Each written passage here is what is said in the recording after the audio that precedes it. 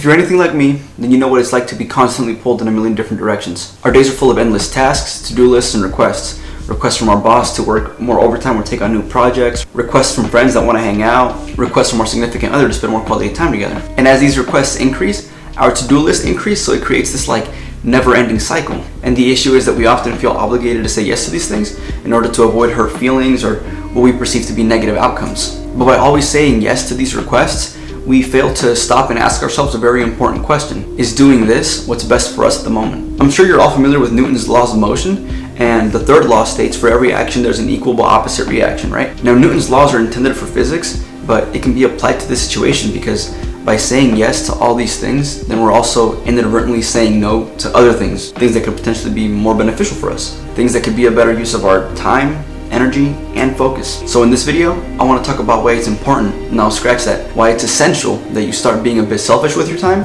and you start putting yourself first. And make sure to watch all the way through to the end because I'm also going to be giving you a few tips to make this process a whole lot easier. So first I want to start off by sort of reframing your mindset around what putting yourself first means. Putting yourself first is not a negative thing.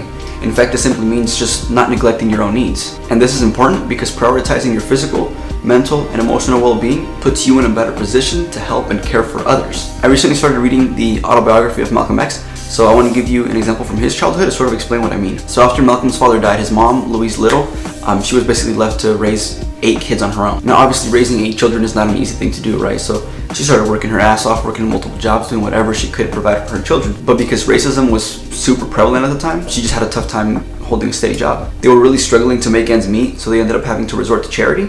But Louise was a very proud woman, and this was super hard for her. It just really chipped away at her self-worth. On top of that, because there was no man in the household to provide, they kept getting these constant visits from what was Child Protective Services back then. It was like a welfare thing. And they would constantly question her ability to raise her children, so she would just double down and do more. So eventually all that stress from having to provide to her kids and having to prove herself to the welfare system at the time had a huge strain on her, and she had a severe mental breakdown. She was essentially forced into a mental care hospital, and all of her kids were taken away and separated out into different homes. Now this is a very extreme situation, and it was also during the Great Depression, so take it as you will, but I think it paints a great picture of how neglecting your own needs, not taking care of yourself, can eventually have a very negative effect on you and on those around you. Malcolm's mom was so focused on providing for her children and taking care of them that she neglected her own mental state. So eventually her lack of self-care ended up causing what she was trying to avoid the whole time, right? Which was preventing the welfare system from taking away her kids. But okay, I told you the story. You're convinced that you need to start putting yourself first, but it's not an easy thing to do. How do you go about it? Well, this is where those 3 tips I mentioned at the start of the video come into play, so keep watching. Alright, so the first and most important step in learning to put yourself first is to take the time to reflect and figure out what really matters to you, right? What are your values? Now for some of you, this is going to be super easy because you probably already know your values,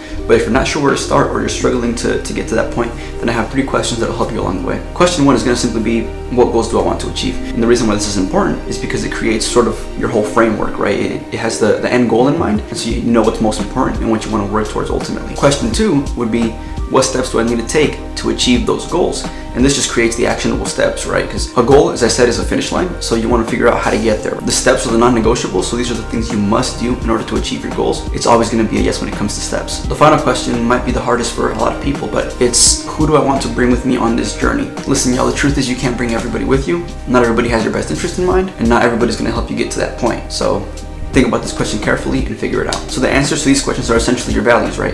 And once you've answered them, then you know where your focus needs to be and where you should be dedicating the majority of your time and attention. And once you identified your values, then you know what you must say yes to, and you can basically say no to everything else. Now, of course, this is overly simplified, so build on my questions, assess your situation, and figure out what works for you. Also, understand that you can't just simply say no to everything, right? If you have bills to pay, you can't just not have a job. Use common sense. Okay, tip number 2. This is a really easy one. All you have to do is just learn to say no. Now I know that sounds like super basic advice, but let me explain. Putting yourself first is a lifelong commitment, and in that time you'll have to say no to a ton of things. And eventually you'll find yourself saying no to people that you really care about and things that you would actually love to do. So what's important to keep in mind here is that it's not about what you say, it's how you say it. For example, if a friend asks you, hey, you wanna hang out? You can't just simply be like, no.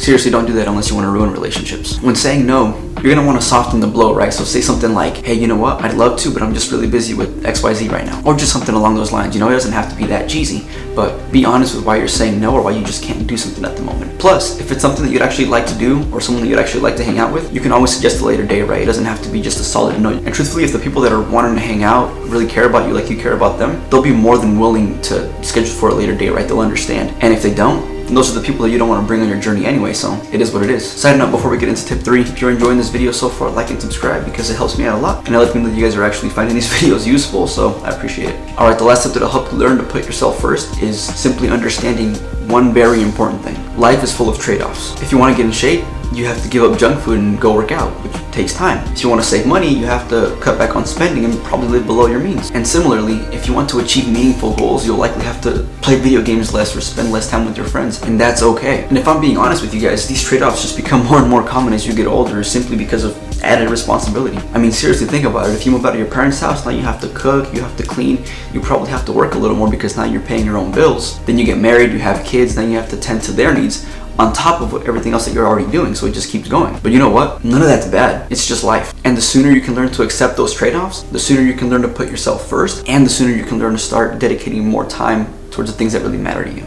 I touched on this at the beginning of the video, but what it comes down to is that life is a series of choices. And when we choose to say yes to something, we're also choosing to say no to other things. So choose wisely, because your future depends on it. Alright, well, that's going to be it for this video. If you enjoyed it, you'll probably enjoy this. So check that out and everything else on my channel. I'll catch you all next time.